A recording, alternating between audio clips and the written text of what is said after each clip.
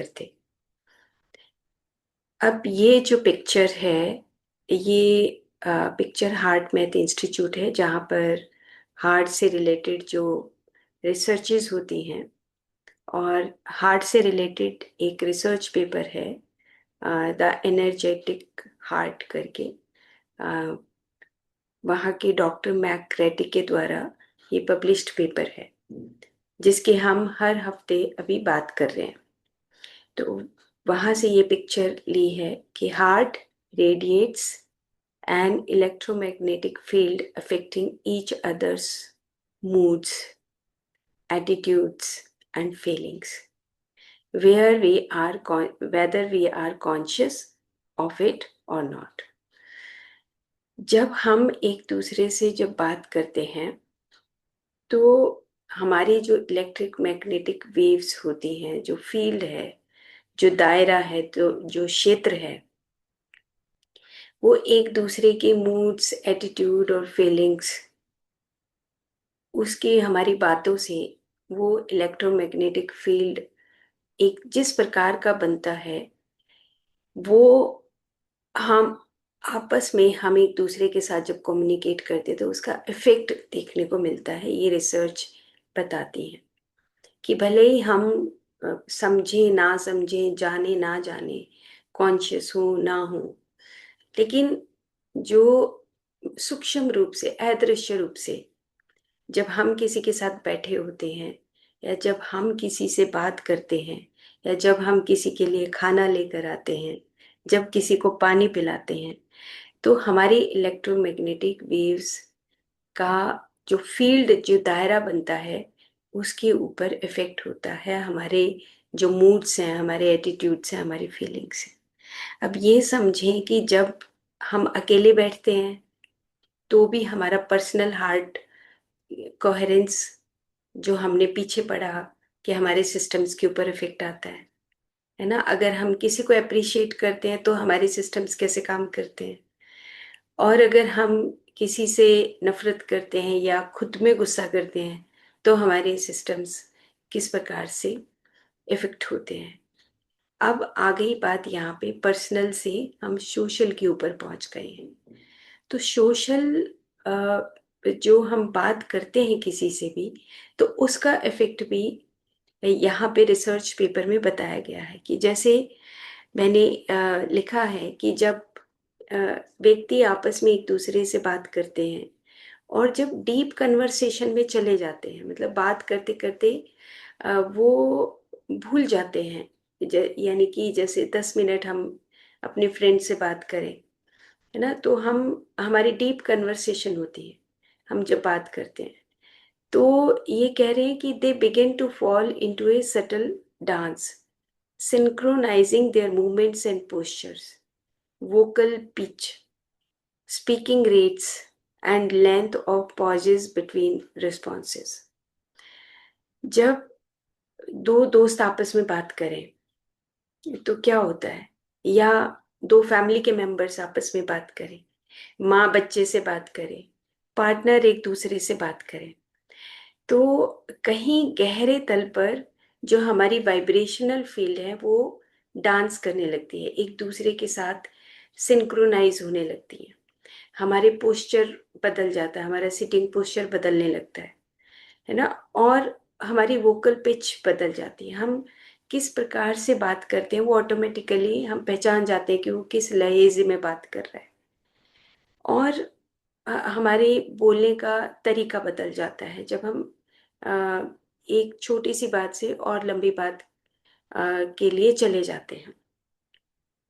और length of pauses between responses, जब हम बात करते हैं तो कहीं पर पॉज करते हैं, कहीं पे हमारी पिच हाई हो जाती है ना। तो इस प्रकार से ये रिसर्चेस बताती हैं कि हमारे चारों तरफ का जो इलेक्ट्रोमैग्नेटिक फील्ड है वो हमारे मूड्स के, एटीट्यूड्स, फीलिंग्स, थिंकिंग, बिहेवियर, इन सब के ऊपर इफेक्ट, इन दोनों इलेक्ट्रोमैग्नेटिक फील्ड, दो पर्सन आपस में बात करते हैं तो वो इफेक्ट देखा गया है, वो नोटिस किया गया है।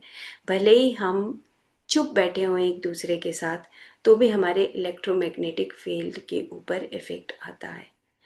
और ये हमारी जब इफेक्ट आता है तो इसी का इफेक्ट हमारी फिजिकल बॉडी के अंदर, हमारी फिजियोलॉजिकल सिस्टम्स के ऊपर भी इफेक्ट आता है। तो इसका मतलब ये हुआ कि जब हम किसी से बात करते हैं या जब हम किसी को खाना देते हैं, जैसे एग्जाम्पल के तौर पे हमारी फैमिली में जैसे इन लॉज स्पेसिफिकली, या कोई हमारे फैमिली मेंबर्स में हस्बैंड की सिस्टर है, हस्बैंड का ब्रदर रहता है, तो या तो हमारा रिलेशनशिप बिल्कुल बहुत अच्छा होगा, और या फिर हम हर रोज उसके साथ एक अलग तरह का व्यवहार करते हैं। कि अगर मेरी सास है, मेरी ननद है, मेरा देवर है, या कोई और मेरे फ्रेंड का कोई बच्चा रहता है, तो हमारा जो व्यवहार है वो ऑटोमेटिकली अलग हो जाता है। हमारी पिच, वोकल पिच अलग हो जाती है, हमारा स्पीकिंग, जो हमारा बिहेवियर है, बोलने का तरीका है, बिल्कुल अलग हो जाता है ना। और कोई अगर आता है तो हमारा पोस्चर बिल्कुल अलग हो जाता है। आप देखें कि जो हमारे रोजमर्रा की जिंदगी में हम अपने इलेक्ट्रोमैग्नेटिक फील्ड को और दूसरे की इलेक्ट्रोमैग्नेटिक फील्ड को हमारे ही बिहेवियर से, एटीट्यूड से हम कितना परिवर्तित कर देते हैं ना। जैसे हमारे घर में अगर मेरी मदर इन लॉ रह रही हैं, तो मेरा रोज का उनसे बोलने का तरीका अलग होगा ना। उनसे मेरी जो बोलने की पिच है वो बिल्कुल अलग होगी। इसको वॉइस एनालिसिस आजकल बहुत कॉमन हो गया है। वॉइस एनालिसिस का टेस्ट आ गया, एक सॉफ्टवेयर आ गया है कि जिसमें हम एक अपनी रिकॉर्डिंग करके भेजते हैं, और उसके बाद फिर जो वॉइस एनालिसिस करने वाले होते हैं वो देखते हैं कि भाई आपकी बॉडी के अंदर किस तरह की जो वाइब्रेशंस हैं, और वो आपकी ऑर्गन्स के ऊपर किस प्रकार का इफेक्ट डालते हैं। तो वॉइस एनालिसिस से भी हम टेस्ट करते हैं। आयुर्वेद में भी हमारे अष्टविध परीक्षा होती थी, जिसमें हम बोलने से ही बता देते थे कि किस प्रकार से उसका अंदर का जो बिहेवियर है, और किस प्रकार के बिहेवियर से उसके किस ऑर्गन के ऊपर इफेक्ट आ रहा है। तो ये आज की रिसर्चेज ये प्रूव करती हैं कि आपका जो इलेक्ट्रोमैग्नेटिक फील्ड है, आपका हार्ट है, आपका हार्ट कोहेरेंस, आपके सारे सिस्टम्स हैं, वो जब आप एक दूसरे से बात करते हो तो फिर हमारे इलेक्ट्रोमैग्नेटिक फील्ड में जब बदलाव आता है, तो सेम हमारे फिजिकल लेवल पे फिजियोलॉजिकली भी हमारे सिस्टम्स में भी बदलाव आता है ना। अगर हम हर रोज अपनी मदर इन लॉ से अपना बिहेवियर अच्छा नहीं है, तो उसका इलेक्ट्रोमैग्नेटिक फील्ड और मेरा खुद का इलेक्ट्रोमैग्नेटिक फील्ड दोनों डिस्टर्ब होते हैं, और उससे हमारी दोनों की बॉडी के ऊपर इफेक्ट आता है। मैं इसका एक एग्जांपल देती हूँ। मैं एक मैंने पेपर पब्लिश किया था, कई साल पहले की बात हो गई। तो एक व्यक्ति मेरे हमारे पास आया आयुष यूनिवर्सिटी में, जब मैं पोस्टेड थी और मैं पेशेंट्स देखती थी। तो ये एक व्यक्ति आया, आप देख रहे हैं इसकी टंग एनालिसिस हमने किया था, और इससे कुछ दिन हमने, कुछ महीने हमने इसकी काउंसलिंग की थी। तो सिंपल सी बात यहाँ पे बताने की ये है कि आप इसकी टंग देख रहे हैं, तो जब फर्स्ट डे आया तो इसकी टंग के ऊपर एक डिप्रेशन था। वो जो टंग के बीच में जो आप डिप्रेशन इसके देख रहे हैं, वो हार्ट एरिया है, हार्ट एरिया को डिपिक्ट करता है। तो जब ये आया तो इसने कहा कि मेरा कोलेस्ट्रॉल बढ़ा हुआ है, और उसने अपने टेस्ट दिखाए। तो जब टेस्ट दिखाए तो उसका कोलेस्ट्रॉल, ट्राइग्लिसराइड, ये सब बढ़े हुए थे। अब हमने जब इससे बात की तो इसने अपने बारे में और अपनी फैमिली के बारे में कुछ नहीं बताया। उसने कहा जी आप सिर्फ दवाई दे दो, मैं बहुत डॉक्टर्स के पास घूम चुका हूँ, लेकिन मैं ठीक नहीं हुआ, तो मैं आयुर्वेदा के यहाँ पे हॉस्पिटल में आ गया कि मुझे आयुर्वेदा की दवाई आप दो। और इसको शुगर से थोड़ा सा एलर्जी थी कि कुछ भी मीठा खाता था तो इसकी पूरी बॉडी के ऊपर रैशेज हो जाते थे। और जैसे रैशेज होना, इरिटेशन टाइप होती थी, खुजली रहती थी इसके। तो अब इसके टंग के ऊपर जो हार्ट एरिया में जो डिप्रेशन देख रहे हैं, एक लाइन सी देख रहे हैं, तो इससे अंदाजा हमने लगाया कि जरूर से जरूर कोई इसके हार्ट के अंदर मतलब कोई बात छुपी हुई है जिसकी वजह से ये परेशान है, और जिसकी वजह से इसकी हार्ट एरिया जो है वो संकुचित हो गया है, और जिसकी वजह से इसका कोलेस्ट्रॉल ट्राइग्लिसराइड्स बढ़ गए हैं। तो हमने इसका पूरा लाइफस्टाइल पूछा। तो फर्स्ट डे जब जब आया तो इसने कुछ नहीं बताया, बहुत उदास था ये। तो जब नेक्स्ट बार आया तो हमने उससे पहले इसके कुछ हमने मेडिसिन्स, इसकी आयुर्वेदिक मेडिसिन, सिंपल मेडिसिन्स हमने शुरू कर दी कि ताकि इसकी बॉडी का जो सिस्टम है वो ठीक हो जाए। जब दूसरी बार आया तो हमने पूछा कि आपके फैमिली मेंबर्स में कौन कौन है, तो उसने कहा जी एक मेरा बेटा है और घर में हम बस 3-4 ही लोग हैं और ठीक है। तो हमने पूछा बेटा कितना बड़ा है, तो उसने कहा जी बेटा अभी जो है कॉलेज गोइंग, 12वीं के बाद कॉलेज गोइंग हो रहा है। तो ऐसे करते करते उसने कहा जी बेटे ने मेरे को बहुत परेशान कर रखा है। तो हमने कहा कि क्या बात हुई? तो उसने कहा कि बेटा बाहर दूसरे देश जाना चाहता है, वो कहता है कि मैं बाहर पढ़ना चाहता हूँ और मैं और मेरी पत्नी हम चाहते हैं कि वो यहीं पे रहे। तो जी रोज कलेश होता है और इसकी वजह से हम कई साल से, 1 साल से, 2 साल से परेशान हैं और बेटा बिल्कुल बात नहीं मानता। तो ये हमने अंदाजा लगाया, सारे इसके टेस्ट करवाए दोबारा से, और टेस्ट की मैंने फोटो नहीं लगाई है, आप रिसर्च पेपर पढ़ना चाहें तो पढ़ सकते हैं नेट के ऊपर। लेकिन ओवरऑल हम सिंपल सी इतनी बात यहाँ पे बताना चाहते हैं कि जब हम एक दूसरे से बात करते हैं, कन्वर्सेशन करते हैं, हर रोज हमारा जो बिहेवियर है, हमारे बोलने का जो एक पिच है अपने बच्चों के साथ या दूसरों के साथ, उसमें कुछ ना कुछ एक पर्टिकुलर टाइप की फ्रीक्वेंसी डेवलप होती है, इलेक्ट्रोमैग्नेटिक फील्ड डेवलप होने लगता है जिसमें कुछ ब्लॉकेजेस आने लगती हैं। तो इसने फिर धीरे धीरे जब तीसरी चौथी सिटिंग हुई तो इसने बताया कि हम हमारे तो जी एक ही लड़का है और हम उसको बाहर नहीं जाने देना चाहते। तो फिर हमने कहा कि आप ऐसे करिए कि आप अपने बच्चे को भी बुलाओ, एक दिन आप अपने बच्चे को लेकर आओ और हम उससे भी बात करेंगे, हम दोनों से आपस में आप दोनों की बातें सुनना चाहते हैं। तो धीरे धीरे वो इतना ओपन हो गया हमारे से, उसने कहा कि जी ठीक है अगली बार मैं पूछूंगा अपने बच्चे से कि अगर अगर वो आता है। तो हमने उसके बच्चे को बुलाया और आपस में इन दोनों की जो कन्वर्सेशन थी वो हमने सुनी। तो सुनने के बाद पता लगा कि बच्चा क्या चाहता है और पिता क्या चाहता है। तो ऐसे करते करते कुछ इनकी सीटिंग्स हुई, तो और सीटिंग्स होने के बाद वो रिलैक्स हुआ और उसको अंडरस्टैंडिंग हुई कि अगर हम बच्चे को बाहर भेजते हैं तो क्या इफेक्ट आता है, कितना पैसा लगता है, मतलब टोटल कन्वर्सेशन जब होने लगी तो ऑटोमेटिकली इसकी बॉडी का जो एलर्जी लेवल था वो धीरे धीरे कम हो गया। कि आप अगर वो दवाइयों के साथ साथ जो मीठा खा रहा था वो धीरे धीरे उसका चेंज होने लगा, और वो खुजली जो इरिटेशन थी वो कम हो गई उसकी स्किन की। इसी प्रकार से जब टेस्ट कराया कुछ महीने के बाद, लगभग 3 या 4 महीने के बाद, तो उसका जो कोलेस्ट्रॉल लेवल है वो भी घट गया, ट्राइग्लिसराइड लेवल भी घट गया। और उसकी टंग के अंदर भी आप देख रहे हैं कि first second third fourth photograph देख रहे हैं, फिफ्थ फोटोग्राफ, तो उसकी टंग के जो डिप्रेशन है वो खत्म हो गए।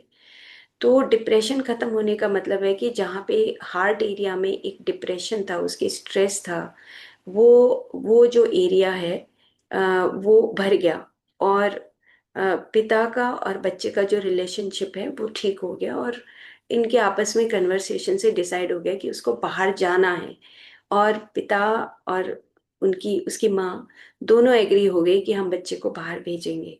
तो कुछ इस तरीके से अ, ये जब ठीक हुआ तो हमें भी इस बात की खुशी हुई, और हमने टंग एनालिसिस का ये एक पेपर पब्लिश किया। तो साइड में आप जो टंग की फोटोग्राफ्स देख रहे हैं उसमें टंग की फोटोग्राफ्स में बताया गया है कि जो टंग है उसके ऊपर हमारे ऑर्गन्स का इम्प्रिंट्स आता है ना। तो ये जो इम्प्रिंट्स होते हैं हमारी बॉडी के अंदर की इंफॉर्मेशन सारी इकट्ठी करके टंग के ऊपर ले आते हैं। जैसे हाथ के ऊपर हमारे कुछ प्रेशर पॉइंट्स होते हैं, पैरों में हमारे प्रेशर पॉइंट्स होते हैं, कान में हमारे प्रेशर पॉइंट्स होते हैं। इसी तरीके से जो भी चीज़ हम अपने अंदर कुछ न कुछ बुदबुदाते रहते हैं, कुछ न कुछ हम दूसरे से बात करते हैं, तो हमारे हमारी बॉडी के अंदर वो वाइब्रेशनल लेवल पे चेंजेस आते हैं। और वो जो चेंजेस हैं वो हमारे टंग के ऊपर या हमारे पूरे फेशियल एक्सप्रेशंस में सब चीज़ें ये डिपिक्ट हो जाती है कि हाँ, हमारे अंदर क्या चल रहा है। तो इस प्रकार से जो हमारा इलेक्ट्रोमैग्नेटिक फील्ड है, ये जो इलेक्ट्रोमैग्नेटिक फील्ड जो मैंने ये पिक्चर दिखाई, तो ये आज की रिसर्चेस ये प्रूव करती हैं कि चाहे हम बात करें ना करें, लेकिन हमारे इलेक्ट्रोमैग्नेटिक फील्ड के अंदर वो सारी इंफॉर्मेशन स्टोर होने लगती है। जैसे कई बार नाराज हो जाएं, है ना, तो नाराज होके आपने देखा होगा, नाराज होते भी हैं कि एक दूसरे से जब नाराज होते हैं तो एक कमरे से दूसरे कमरे में निकल जाते हैं बिना बोले हुए, है ना, बात नहीं करते, मुंह एक तरफ कर लेते हैं। मतलब हमारा पूरा फेशियल जो एक्सप्रेशंस वो बिल्कुल अलग हो जाते हैं, हम बात नहीं करते।